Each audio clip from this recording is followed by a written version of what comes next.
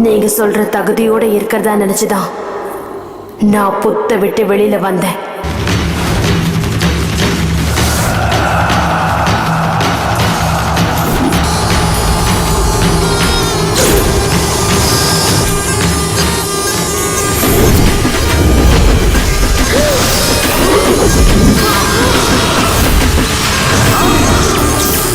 இப்போதைக்கு அந்த காப்பு தான் நம்மளை காப்பாத்துற சக்தியா இருக்கு.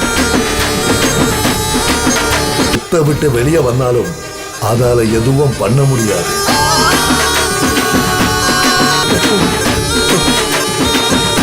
அமாவாசை அன்னைக்கு அந்த 5 நிமிஷம் மட்டும்தான். அமாவாசை அன்னைக்கு அந்த 5 நிமிஷம் மட்டும்தான் நான் சக்தி நாகமா இருக்க முடியும்.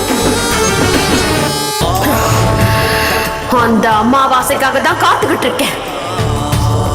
என்ன சோதனை வந்தாலும் நீதான் ஜெயிப்ப. ஏன்னா நம்ம பக்கம் தர்மம் இருக்கு. ஆனா தெய்வம் உனக்கு கொடுத்த வரத்தை யாராலையும் தடுத்து நிறுத்த முடியாது. 27 வயசு நடக்கிறப்போ வர்ற சித்ரா பௌர்ணமியில உனக்கு ஒரு பெண் உருவம் கிடைக்குங்கிறது தெய்வத்தோட வரம்.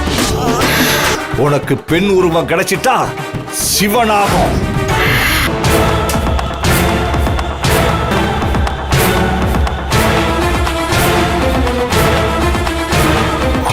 பாப்பா இந்த இடத்த தாண்டி போகட்டும். இங்க கூட்டம் ஜாஸ்தியா இருக்கு. யாராவது பாத்துட்டாங்கன்னா பெரிய பிரச்சனை ஆயிடும். சரி சரி சைலண்டா.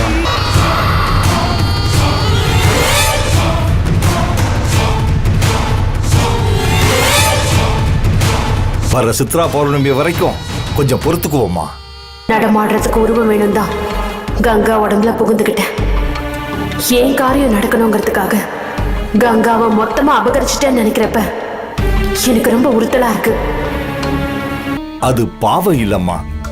ராம பக்தியில அனுமன் ராமருக்கு உதவுன மாதிரி நாகம்மா பக்தியில கங்கா உனக்கு உதவி பண்ண நீ வாய்ப்பு கொடுத்திருக்க. நடக்கிறது தெய்வ கைங்கரியம். இதுல கங்காவும் பங்கெடுத்துக்கிறது அவளுடைய பூர்வ ஜென்ம புண்ணியம்.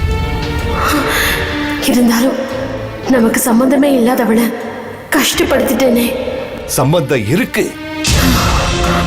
குடு, கூல் ட்ரிங்க்ஸ் வந்துருச்சு. வெயிலுக்கு நல்ல இதமா ஜில்லுன்னு இருக்கும். குடி குடிமா. கொஞ்சம் குடிங்க. அங்கிளுக்கு சளி பிடிச்சிருக்குமா?